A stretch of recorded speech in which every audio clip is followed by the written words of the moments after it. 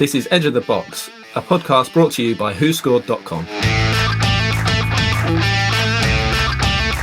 Hello, welcome back to the Edge of the Box podcast, a podcast by WhoScored.com in association with Bet Victor. I'm your host, Dan Bardell, joined by WhoScored's very own Josh Wright, and Jonathan Wilson is back as well. I think he had a week off, actually, the last time we did do a podcast.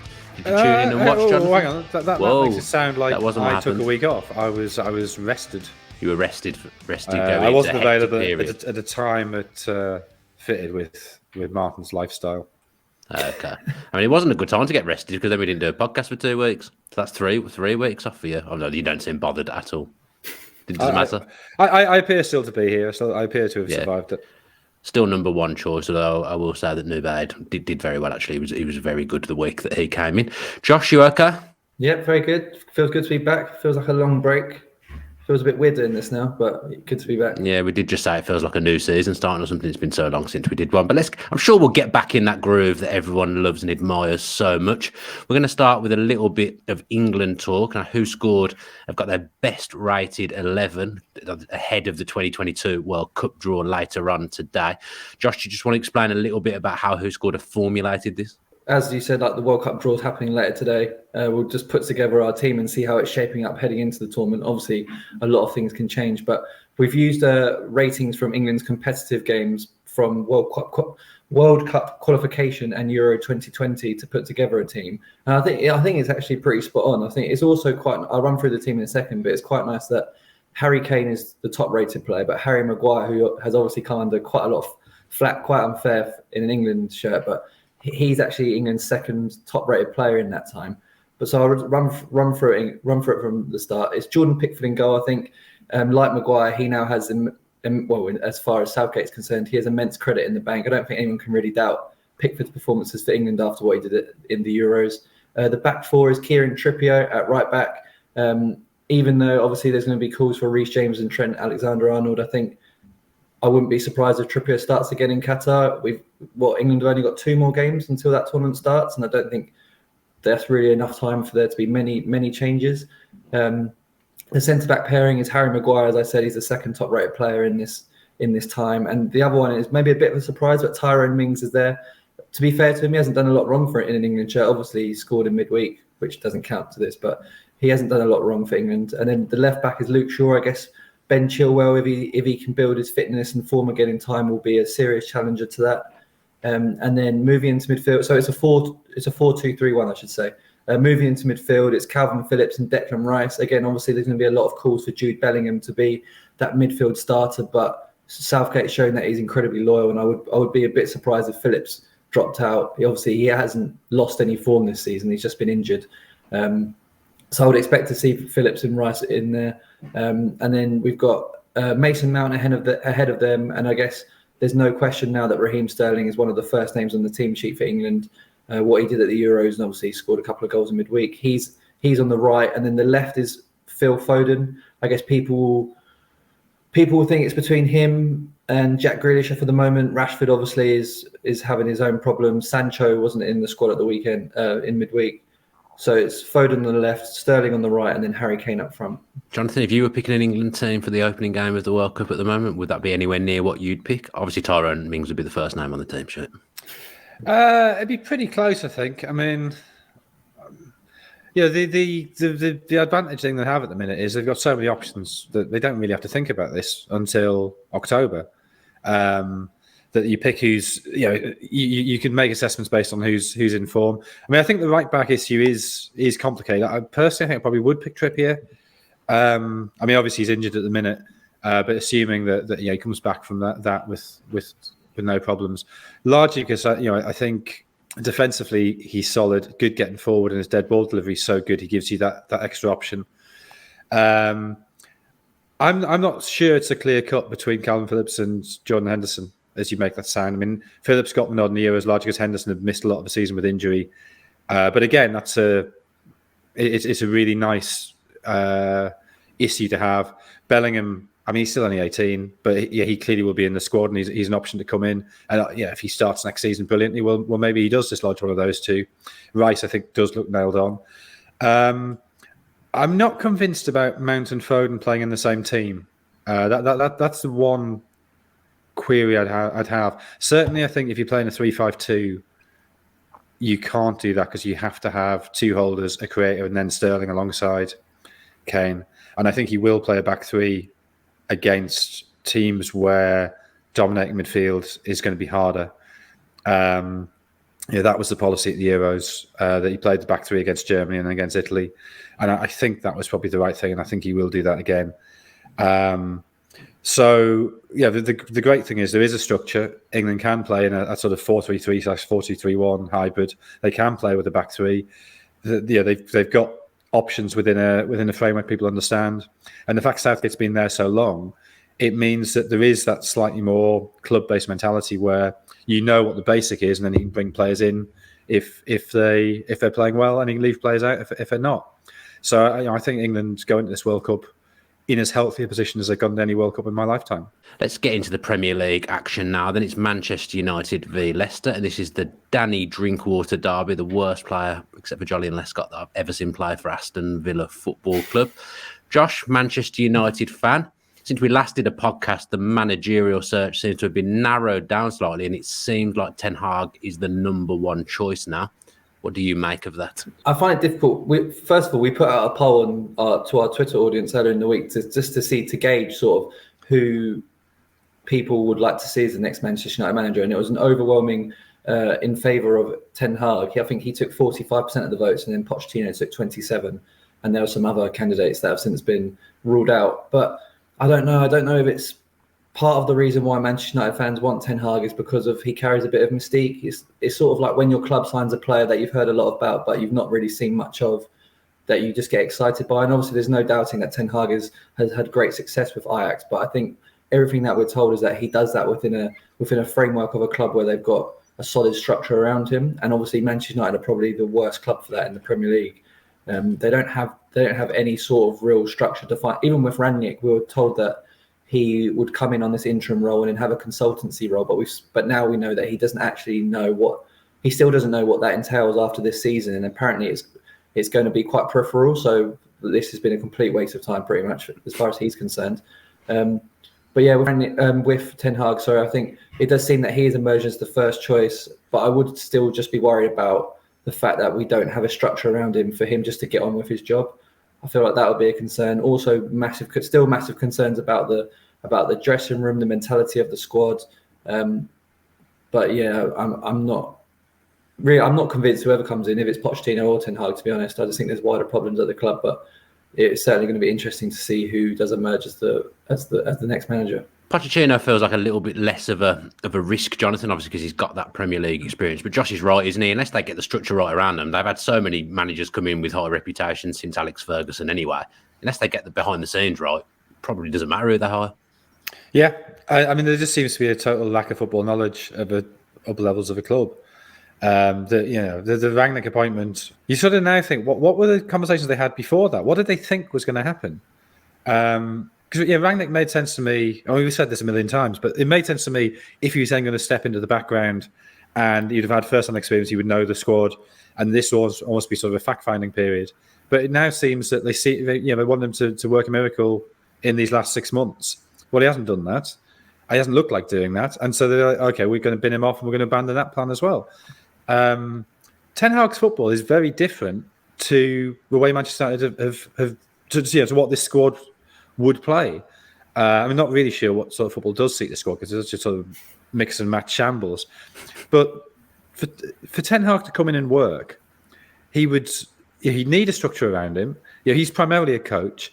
He'd probably need to change 3/4 of that squad. That's a process that'll take 2, 3, 4 years. And there's no evidence at all that United have got the patience or the will for that. Pochettino seems the lesser risk. I think Pochettino's a much more... he's slightly more old school in how he manages. He takes control. He likes to run everything, which is one of the points of friction at the end with Daniel Levy at Tottenham. And the fact that he knows the Premier League, he's worked in Spain and in France. He's got that breadth of experience. Whereas Ten Hag has only worked. I mean, he worked with Bayern's reserve team for a while, but in terms of first team management, he's only done it in the Netherlands. The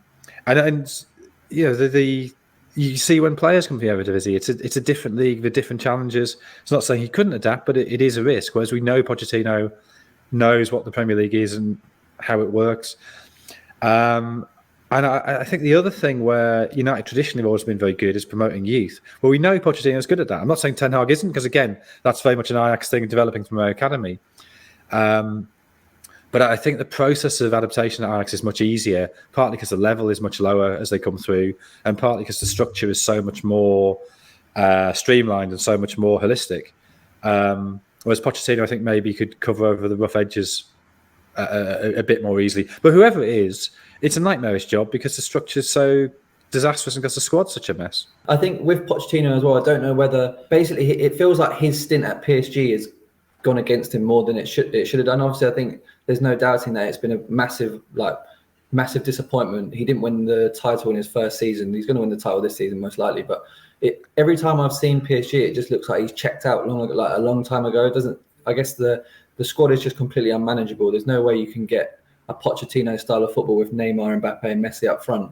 And it does seem, and while Ten Hag stock's going up because of what people read about him and what he's done with Ajax in the Netherlands, I think Pochettino's is going down, and I think that's going against him in this sort of public race for the United job. But just because you don't have the best of times at PSG doesn't mean that you won't go on to have success. I think we've seen that of Thomas Tuchel. He instantly has taken Chelsea to a new level. Unai Emery took a bit longer, but he's obviously just knocked Juventus out of the Champions League with Villarreal.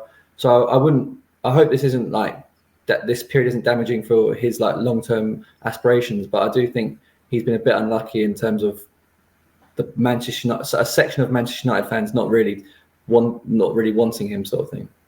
Yeah, well, one person Pochettino knows very well is Harry Kane, Jonathan. The Athletic have been reporting that Manchester United will have an interest in Harry Kane in the summer. Why on earth would he go there? Well, I can see why he'd go there if Pochettino were there. If he's not there. But if he's not, no, exactly. Why would you do it? I also sort of think when you get to this stage of your career, I guess he is desperate to win something. But if you go to Manchester United, and I guess maybe it's different because Manchester United haven't won anything for so long, but players who get to sort of 28-ish, haven't won anything, then they go to a big club and suddenly they win something. Is that really them who's done it? Do they really take great satisfaction in that? I don't know. It would be like me sort of suddenly going to a dominant team, moving from the Essex League Division 5 and suddenly being parachuted into the best team in the Premier League, where I bat at 11 and I don't bowl and they hide me in the field and we win the league. Well, what satisfaction is there in that for me? Now, Kane clearly will be doing more than that, but it just sort of seems, his chance of sort of lasting glory, the thing that'd be really meaningful, will be to win something with Tottenham. Now, obviously, it's entirely reasonable he should have a look at how Tottenham are going and see if they really are progressing under Conte. But I would have hoped there'd been enough in the last couple of months to think this is quite an exciting time for Tottenham. And I think it's the jump ship to United. It's not you don't have that guarantee of titles, so you don't have that guarantee you're going to be challenging. So it would seem pretty much a sideways move. If you went to City, at least it could be okay. Now he is competing for the Champions League. He is competing for the Premier League. He is working with one of the greatest coaches of all time. I can see why that would be a draw. I don't think it's at all likely. But if you went to Liverpool, I could see the attraction of that. But United, I don't know. What does he gain by that?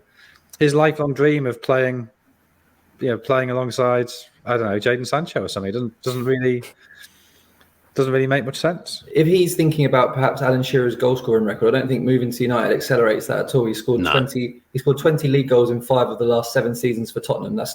He's not going to improve that at Manchester United. He's never going to have the same on-field relationship with another player like he has with Son. He still managed to. Without the silverware, he's still achieving amazing things at Tottenham, and I don't think that the size of the move that it would take to get to United, I don't think there's any sort of there would be no improvement that would match the size of the move. I just don't see. But I guess it depends. Is he going to be 29 this summer? I think. I guess this is probably his last opportunity to make a move with his peak years still to come, sort of thing. So I don't know. I think But there's also the problem that Ronaldo is probably going to still be at Manchester United next season, regardless of whether they're in Europe, Champions League or not.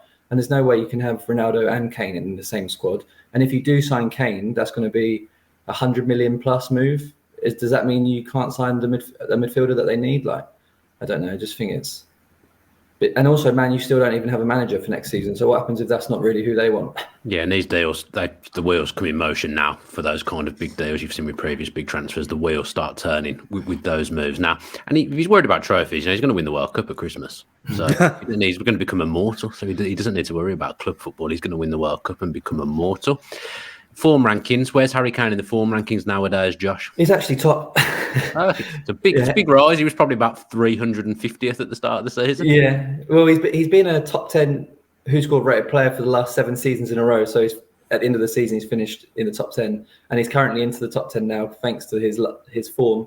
And Ronaldo is actually in there as well, helped by that hat trick in his last league game. But I'll just run through the top 10. So it's Wilfred Zaha in 10, who probably won't play against Arsenal on Monday, so he'll drop out. Andy Robertson is in at 9. Then he's followed by Trent Alexander-Arnold, who again won't play this weekend, so he'll drop out. Joel Matip is the 3rd Liverpool player in a row. And then it's Son, Kane's partner in crime. Then we have Sadio Mane, Cristiano Ronaldo, Kevin De Bruyne, João Cancelo, and then Harry Kane at number 1. Thoughts on that, Jonathan? Delighted to see your friend and idol Cristiano Ronaldo in there. I mean, I've suggested before that goals are overvalued in this algorithm. Let's look at Leicester now. Fofana's back, Jonathan. Really, really important player, really good defender, someone who's going to go on and have a great career and probably play at the highest level. He's been a big miss for Leicester this season, and they've had defensive woes the entire time. Yeah. I mean, we knew he was good last season. I think this season's really proved it by how bad they've been without him. I know they've had other injuries at the back, but he's fairly obviously been the main one.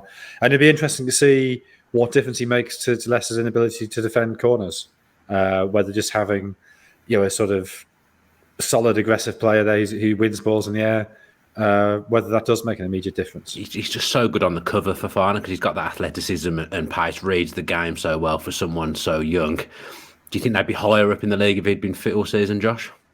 Oh, yeah, for sure. I think he's so important in many ways. Like Jonathan said, aerially, I think I looked, and Johnny Evans and Wesley Fofana last season made up 30% of the aerial duels that Leicester won last season. And obviously Fofana's not played at all in the league this season. And Johnny Evans has only started 9 league games, and he already ranks 3rd for the most aerial duels one of Leicester players this season.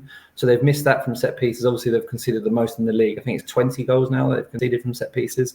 And as you said, Dan, his athleticism will just help Leicester play that high line that Brendan Rodgers likes to do, to have someone on the cover, because unfortunately players like Daniel Amate and Soyuncu aren't the quickest. What's going on, Daniel Amate? What has he got on Brendan Rodgers? He's a midfielder and he's been playing all season. Even when centre-backs have been fit, Amate has still been picked at centre-back. There's something funny going on. He knows something about Brendan Rodgers that Brendan Rodgers does not want out there. He played really well at centre-back for Ghana against Nigeria.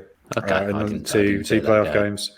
Yeah, well, the combined 11, which we'll get onto, I've ended up putting Amate in there. So I've been. Oh, come on, Jonathan! I've respected you my entire life, and now you've done this. So partly it was those 2 games, and partly the game between these 2 at the King Power, which November time, something like that. He was brilliant. He man-marked Ronaldo. Ronaldo didn't get a sniff that day. He might have scored a goal, but apart from that, didn't get a sniff. Leicester won it 4-2, and Amate was excellent. Maybe I'm being harsh, but I've always got this thing that he's not very good. I don't know whether. Well, he's not aerially dominant in the way that you might like a centre back to be, but I think alongside a Fofana, that's maybe not so important. And it clearly hasn't worked for them this season, has it? No. The stats show it hasn't. But maybe in a different combination, maybe in a back 3. Maybe he can do it. Yeah, bad seasons for both, Josh. It's going to be interesting to see this combined 11. What have WhoScored come up with? Yeah, so there's only 4 players that have a rating above 7 in this team, which is pretty terrible. And 3 of them are barely scraping above that. So I'll just run through it. It's a 4-3-2-1 formation. We've got David De Gea in goal. I think it's a tight one, to be fair, between him and Kasper Schmeichel. But I think David De Gea, it's a bit unfortunate for De Gea. He's come back to his best form in years, and Luis Enrique's dropped him from the squad. Not because of that, but just because of stylistically, he's not very good at playing out from the back. But yeah, I think stylistically, he doesn't help Manchester United, if I'm being perfectly honest. I know he makes a lot of saves because he's very, very busy. But I just think he's part of the problems they've got, in my opinion. I do agree. I do think that he invites pressure on the back four. He obviously makes amazing highlight reel saves, but I do think that his distribution is really rubbish. He doesn't come off his line, doesn't alleviate the pressure on the defence like other goalkeepers do. But yeah, he is in just ahead of Kasper Schmeichel. The back four is Ricardo Pereira at right back. We've got Rafael Varane at centre back for one of the centre backs. We've got Soyuncu, who has really just been the fittest centre back of all of them. Apart from Maguire, but obviously Maguire's not had a great season for United. At left back, we've got Alex Telles, and then moving into midfield, Wilfred Ndidi would have just sneaked in there, but he's obviously now injured for the rest of the season. We've got although I don't think he's had a good season. Yuri Tillemans is alongside Scott McTominay and Fred. And then moving into the two behind Ronaldo, we've got Paul Pogba and Bruno Fernandes.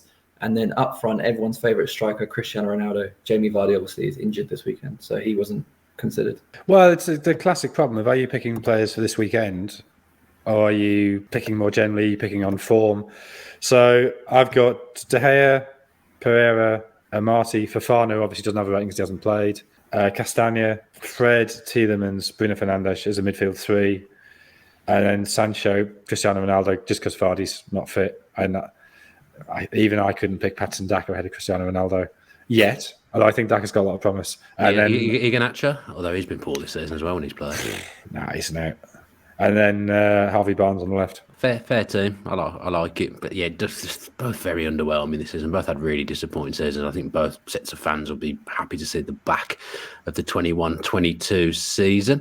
We've got a bet builder for this game, Josh. Yeah, we have. In the international break, we've had two winners, not on this show, but two winners. We don't have any winners on this show. No. We haven't had a winner on this show in 2022, I don't think. We've got a four-parter for this game. We've got Paul Pogba to be carded. He's committing the most fouls per game of any player in the Premier League this season. Leicester are also his second favourite team to be carded against in his career.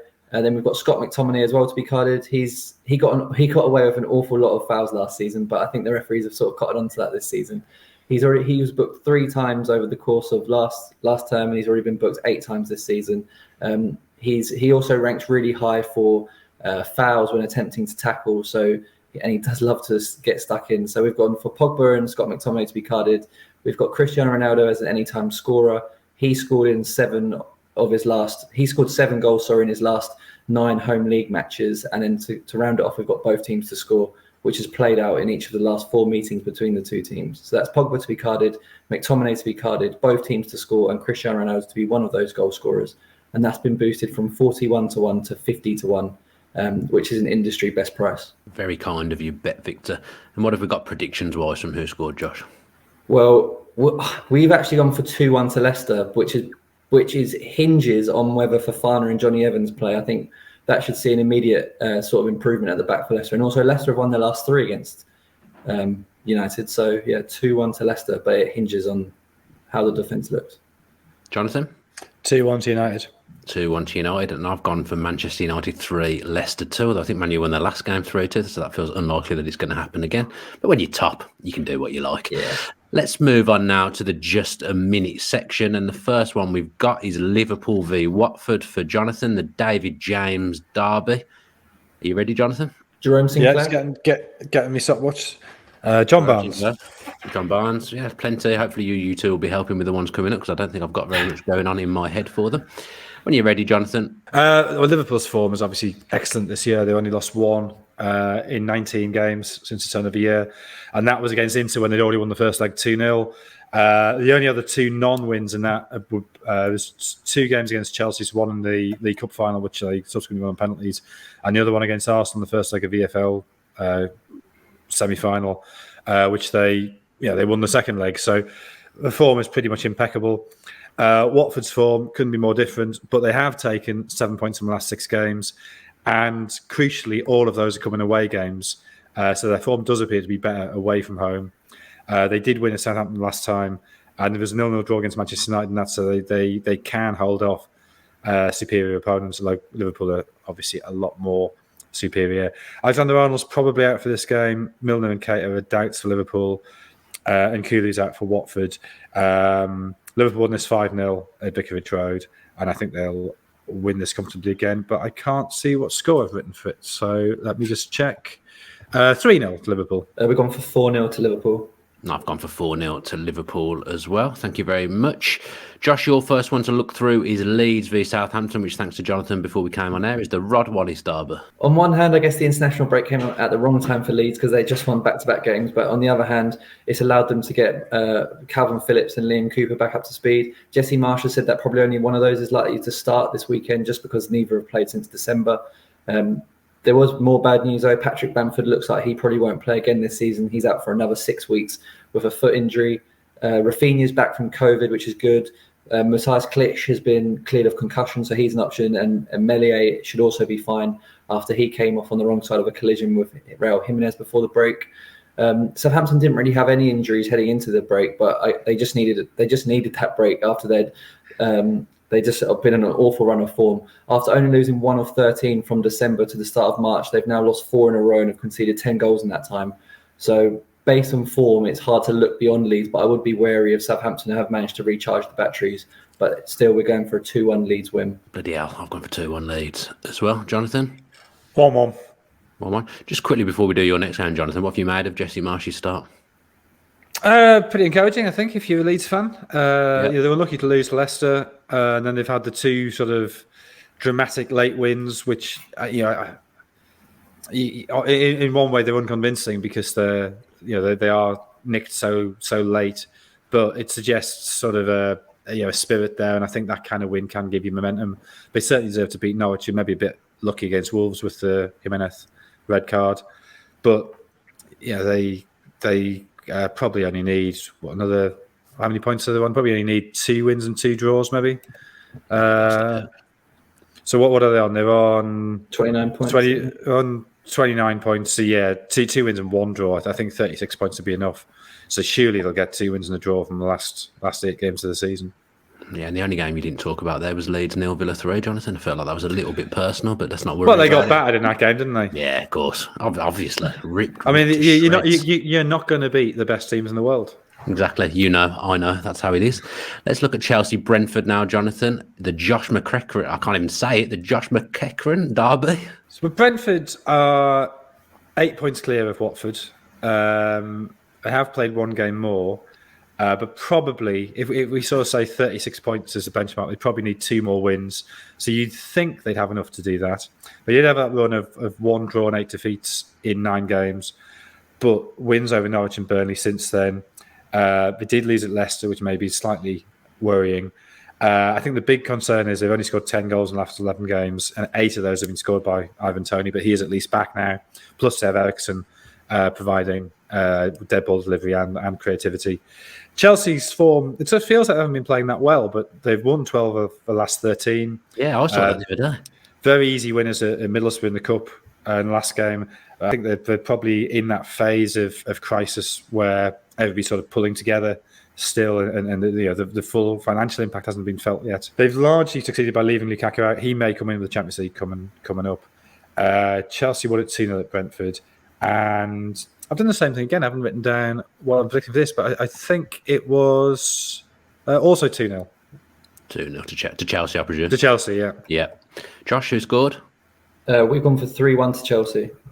What is this? I've gone for 3-1 to Chelsea as well. Jonathan could be running away with it this week with all our predictions being the same. This could be the gap he's needed to get back in. Burnley v Man City for you, Josh. I have to go cheap. The Ben Mee derby, it's all I've got. Kieran Trippier. Come on, there's loads. So Andy Cole. Dennis Tuitt. Yep. Joey Barton. Joey Barton, come on. Yeah, excellent work from you there, Jonathan. Burnley, Man City, Josh? Just when it seemed like Burnley were digging themselves back to safety, they've now lost 3 in a row and are now 4 points adrift of safety.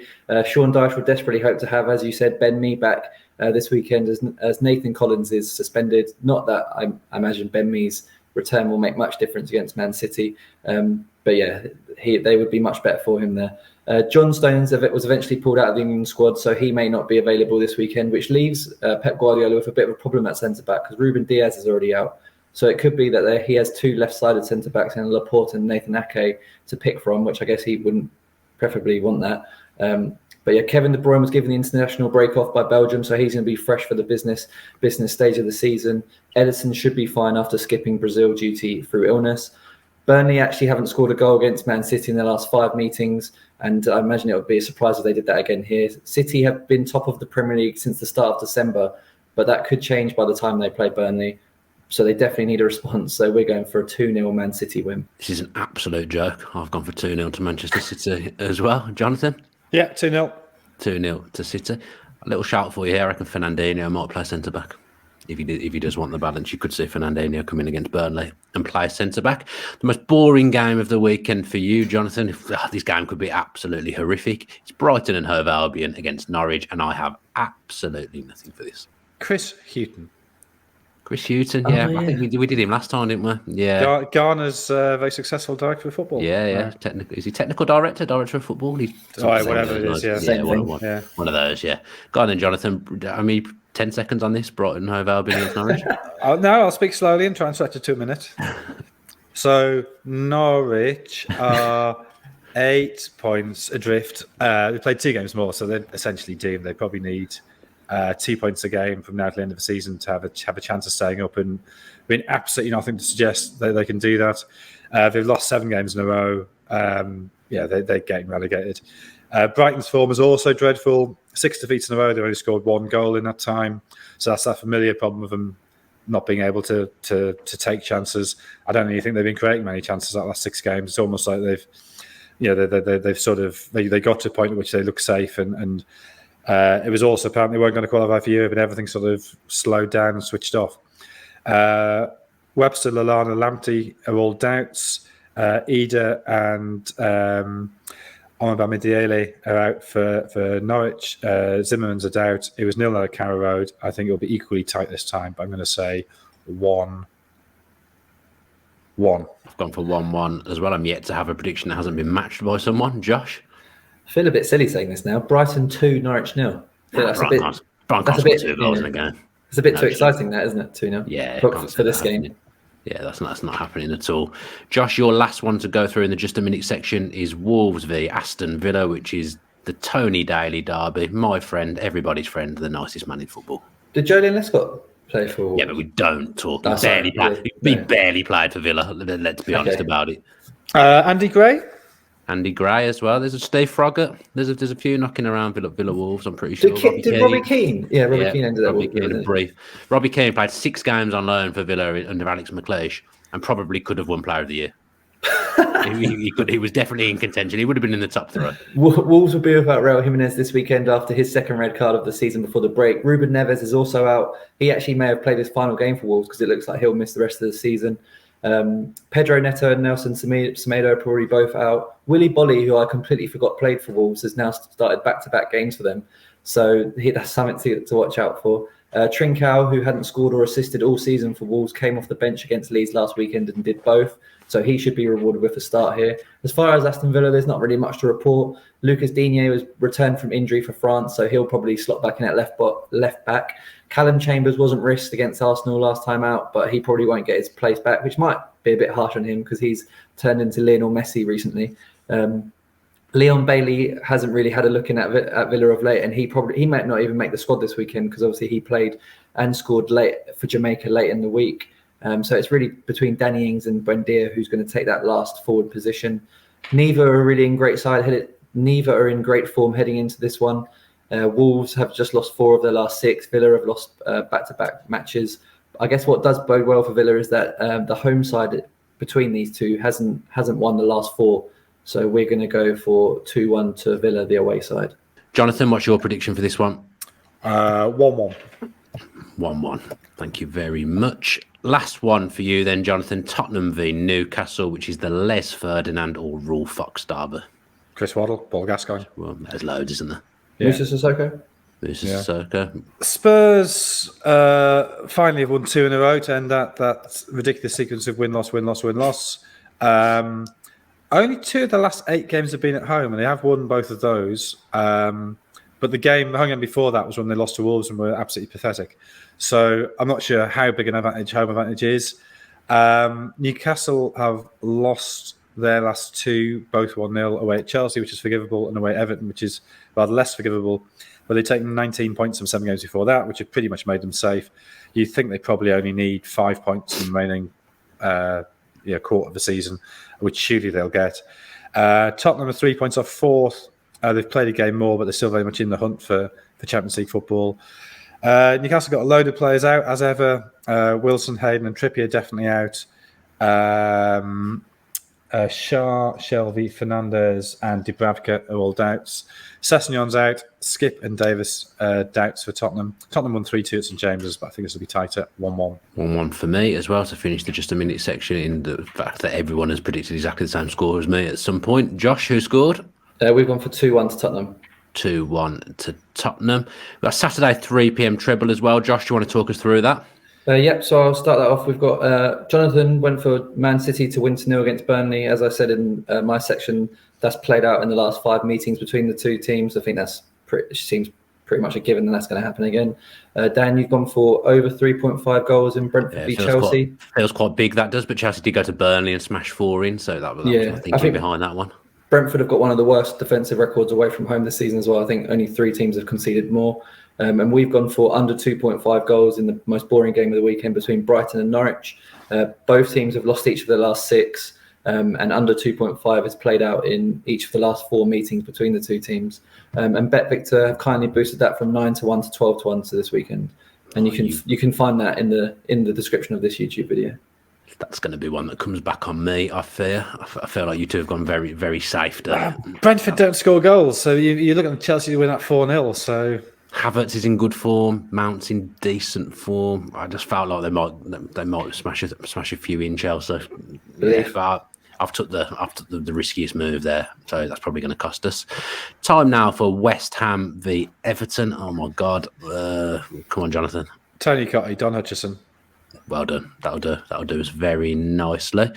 Now, Josh, it says here, regrets for Everton in the January transfer window, but probably regrets for Everton in pretty much every transfer window in the last 5 years. Yes, they haven't got a great track record of transfers, have they? I just guess when Everton started this calendar year, they were 8 points clear of relegation with a manager the fans didn't want. They then got a few signings in for Benitez, and then they sacked him pretty much straight away. Then the Everton fans basically made the club appoint Frank Lampard instead of Victor Pereira, I think it was, that they protested against. Bless you. Thank you. The club then backed Lampard with a couple of deadline day signings who are eye-catching on paper, to be fair, but now Everton are 1 place above the bottom 3 and 3 points clear. They signed 5 players in January. None of them have made any impact. One of them, obviously, got to feel incredibly sympathetic for stuff that's happening outside of football with Ukraine. But yeah, we looked at the worst rated January signings, and 4 of the bottom 6 belong to Everton. Anwar El Ghazi has only met. So I'll reveal the bottom 6. So it's Jonas Lossell, who's the worst rated. He's had 2 terrible games for Brentford, and obviously he won't play again. Anwar El Ghazi has only got 11 minutes for Everton. He's the second lowest rated. He must be wondering why on earth he's gone there now. Benitez is obviously not there. Then there's Dele Alli, who hasn't even started a game for Everton. When Everton signed Dele Alli and Donnie Vanderbik, I was a bit concerned for Vanderbik again, because he seemed like an Everton signing and Dele Alli seemed like the player Lampard wanted. But I think how it seems now that Lampard's seen Dele Alli in training, and he's obviously... I think it just illustrates again how far he's fallen off, that he can't even start a game for this Everton team. So Dele Alli's the 3rd lowest rated. Then you've got Chiquinho, I think that's how you pronounce his name, of Wolves is next. Many people probably don't even know that Wolves signed him in January. I don't know who that is, Josh. Yeah. That is a made up signing from you. That hasn't been real. But he's young, so I guess that's one for the future for them. And then you've got Donnie Vanderbik, who has started, I believe, 5 games for Everton. But he looked promising on his debut, but obviously Everton are just not picking up the results. And then you've got Vadim I can't pronounce his name. Mikalenko in 6, which obviously there's obviously bigger things for him to worry about and be concerned about right now. But even before, he wasn't getting in the team, and I think and that's even Nathan Patterson. I was about to say they signed Patterson as well, didn't they? And he's not even played in the Premier League this season, so he doesn't even get qualified for the list. But if you think that he's been signed, he was signed under Benitez, and his, by all accounts, looked very good for Scotland when he's played for them, but he hasn't even kicked a ball for Everton in the league this season. They signed 2 fullbacks, and John Joe Kenny, who was just sent around on loan in recent years, is now the starting fullback for Everton. So It's been a disaster really for them, and now that they could really get relegated. I reckon me and you could have gone in as technical director of football in January and had a better window for Everton. Yeah, because I wouldn't have signed anybody, and that would have been better than wasting all Yeah, this well, money. exactly. I'd have signed a bad player from Sunderland, and there's a lot of choice for an enormous cost. That's And they'd what probably fit in quite well at Everton. yeah, I mean, the problem with Everton have got this issue. Their status is they're an unusual club in that their status has manifestly declined from about 1990. There's not many teams you can say that of. In 1990, they're one of the big five who were setting up the Premier League, and now they've become a stepping stone club. And if you are a stepping stone club, you have to be a stepping stone going upwards in the way that Leicester have become. You know, Leicester are very good at signing young players. They keep them for 2 or 3 years. They sell them on at a profit. They reinvest that, and slowly the league win was a freak, but they're now sort of regularly top 6. And that's what you can look to do, and maybe in time they can become top 4. But that breach is very difficult to cross. Whereas Everton don't seem quite to have accepted that, so they're now a stepping stone for players on the way down, which is obviously an incredibly costly way of doing it because you have to pay higher fees, higher wages, and you're not getting a fee at the end of it. So you look at the signings of Ali or Vanderbik, you look at when they signed Hammers, you look at you can bring in players who failed elsewhere who were cheapish, as they did, to be fair to them, with I don't want to say he failed, but he definitely wasn't hugely costly. Andros Townsend, who they've now lost with injury. Same with Damari Gray. That they were players with talent who, for whatever reason, they weren't wanted by their previous club. You get them cheap. Well, the odd one of those you can make it work, but just bringing in expensive players because they were good and famous 3 or 4 years ago, that's not the way to do it. That's the way Everton keep on doing it. And financially they're in a terrible mess. I mean, their accounts came out earlier this week. They've made enormous losses, which they're putting down. I think they're saying roughly 5-6. So what percentage is that? Like 84% of their losses are down to COVID. I mean, I think that's a very generous way of looking at it. And now that they've lost the sponsorship from Usmanov, I think if I were an Everton fan, I'd be really worried about the status of the club, particularly now they've made the commitment to move to the new stadium, which is £500 million. Where's that coming from? And we've seen with the likes of Arsenal moving to Tottenham moving to a new ground, inevitably places restrictions on who you can sign because you have to make those payments. So to be doing that from a position of strength is hard enough. To be doing it from a position Everton are in is enormously difficult. And I suspect that at the very least, the plans for the stadium have to be scaled back. And then they're obviously not going to get the same financial benefits from that in the future. So it's a really difficult position they're in. Yeah, and I've seen this dance before with Villa. I've always looked at Villa and Everton as being similar teams. If you circle that drain long enough, eventually you will fall down. And I saw it with Villa. They got relegated. There's so many similarities between that Villa side that got relegated and this Everton setup now. So if I was an Everton fan, I'd be very, very concerned. The West Ham fans would love to pile on the misery on Frank Lampard. Do they go all out for the Europa League now, Josh? I think so. They've quickly found themselves 8 points off fourth place Arsenal, and they've played 2 games more than them. So very quickly, they've seemed to have slipped completely out of the top 4 race. And I think if you're David Moyes would love to keep Declan Rice next season. Obviously, there's no doubt about that. And I think the only way you can there's 2 ways. West Ham can just price him out of a move, which could still happen, or they win the Europa League and Declan Rice stays for Champions League football, which I imagine he would love. He would be captain next season. He is really this season, but he would definitely be captain next season. And now they've beaten Sevilla, which I thought they were really impressive against Sevilla in the second leg. I thought that was West Ham's journey over when they drew against Sevilla in the draw. But they were really impressive in that game. And I think to have beaten a team who have got so much success in that tournament should give them a lot of confidence. Obviously, you want to avoid Barcelona until the final. Or I think they've got them in the semis. I think it's already mapped out. Oh, I think. Okay, then that is a problem for them.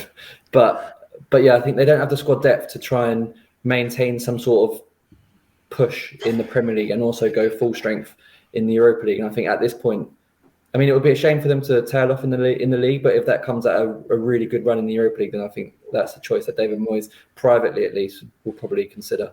They're still going to finish top 7, top 8, though, which is still an excellent season, isn't it, Jonathan? Yeah, I mean, they shouldn't get into the fall in the trap of thinking last season was normal. I think that's the problem we have in football, that a team finishes, say, you look at like Leeds finishing, were they 10th or 11th last season? And suddenly everybody thinks, oh, well, that's their baseline. Well, no, that was an excellent season with the squad they had. And I think the same in West Ham, that, finishing, were they 6th last year?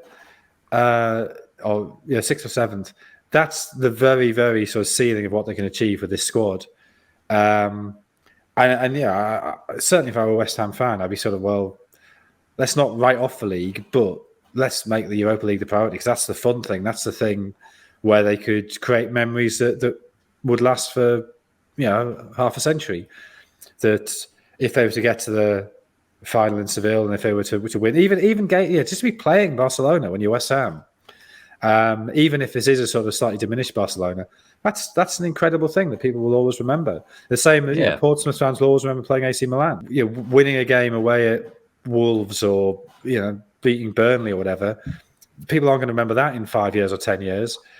Just getting to play against a real, an absolute giant is what it should be about for them now. Yeah, I completely agree. What predictions have we got for this one then, Jonathan? 2-0 West Ham. I have also gone for 2-0 to West Ham, such is the nature of this pod. Josh? Same, 2-0 West Ham. 2-0 West Ham, full house, excellent stuff.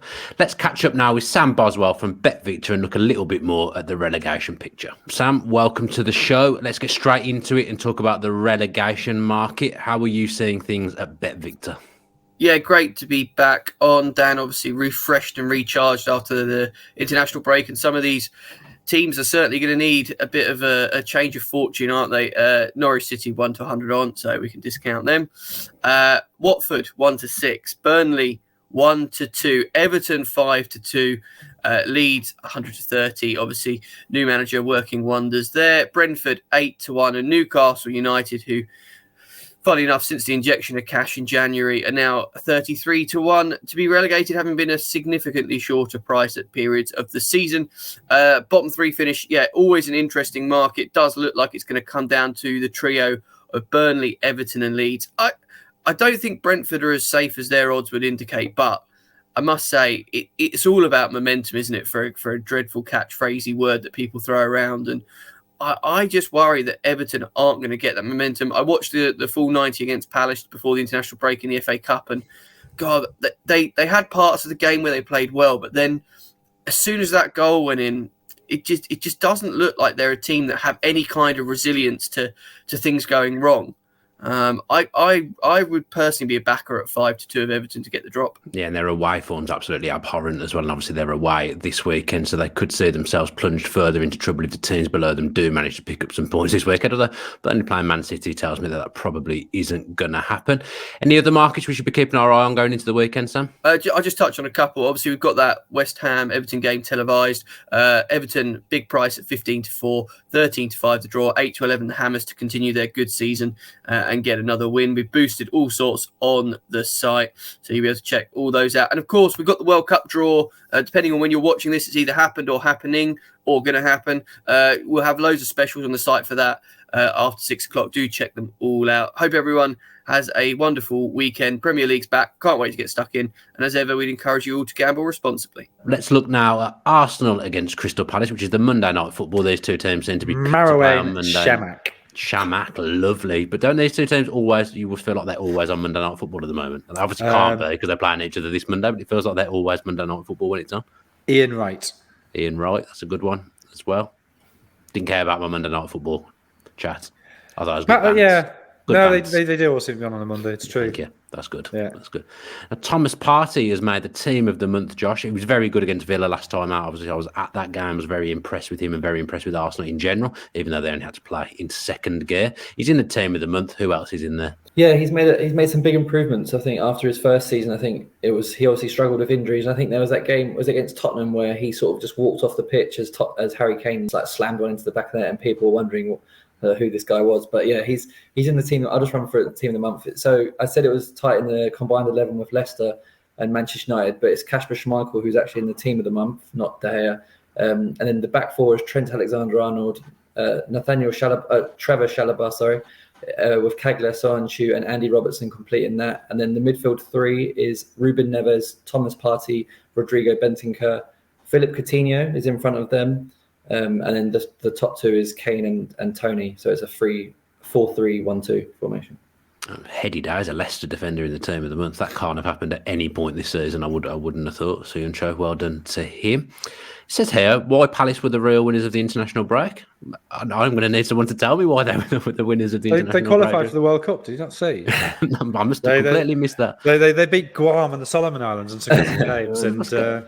And I think the point was that for Palace to have had three players in the England squad, I think is massive for the direction they want to go. And I think if you look at in Roy Hodgson, they had a manager that was pretty much going to not guarantee them, but they had a really good chance of just staying in the Premier League every season. I think they took a bold move in going to Patrick Vieira in the summer, which is a different style of play.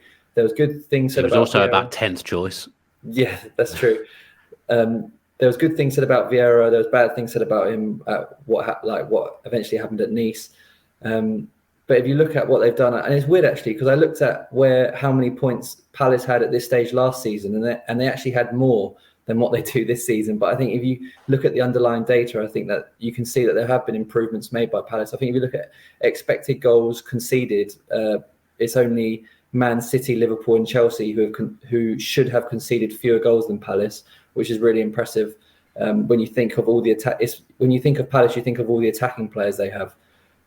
But yeah, so in the international break, they had Conor Gallagher, who doesn't play for them really, but he's there. He's had great success for Palace this season. Tyrek Mitchell and Mark Gahey.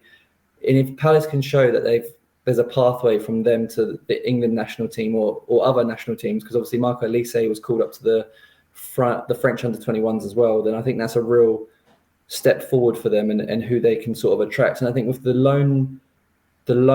rules around loan signings changing next year and limiting how many players people can just send out on loan, I think there will probably be a new market in which teams like Chelsea will have to sell more of their young players. We saw it obviously in the summer, and I think if that continues again, then Palace are in a really good position to try and pick up more of those players. I mean, Villa were the winners of the international break. Not that I'm biased at all, but McGinn scored for Scotland. Cash qualified Poland for the World Cup. Watkins and Mings scoring for England. Luca Dean clean sheet for France. I think Villa had a pretty good international break as well. That was what confused me when I saw that.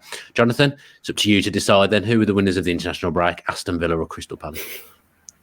I don't care. You don't care. I'll ask you a better question then. Patrick Vieira going back to Arsenal. He'll get a good reception, won't he? And that isn't even a question. I've said I'll ask you a better question, and then I've just thrown an opinion in. Yes, he should do. He has done very well. I mean, I was worried about Palace at the start of the season. I thought they might have tried to change too much too quickly, but it's gone incredibly well for them. And the fact they're doing it with young local talent is all the better. Yeah, I called Palace to do all right, actually. I think in our pre-season predictions, didn't I? And I told you, Brighton, look at them. I told you. On the way down again, Potter, complete myth. Nice to be right every now and again. Predictions for this one then, Josh? We've gone for 2-1 to Arsenal, but I think it's going to be incredibly tight. I think Palace have shown they drew with Man City. They only lost 1-0 to Chelsea, but yeah, 2-1 to Arsenal. Jonathan, prediction for this one? 1-1. Have I gone for 1-1 in 5 games this week? It feels like something that you do quite often. Yeah. It'll happen sometime. Yeah. Law of averages. 1-1. I've gone for 2-2. I think that'll be a really good game on Monday Night Football. I think both teams will attack and have a go, and that'll be a really good game. So, yeah, 2-2. That does us for this week's edition of the Edge of the Box podcast in association with BetVictor. If you're not already subscribed to our YouTube channel or wherever you get your podcast, then if you can please do that, that would really, really help us out. We'll be back next week to preview the Premier League action once again. Thanks ever so much for watching. Have a great weekend and stay safe.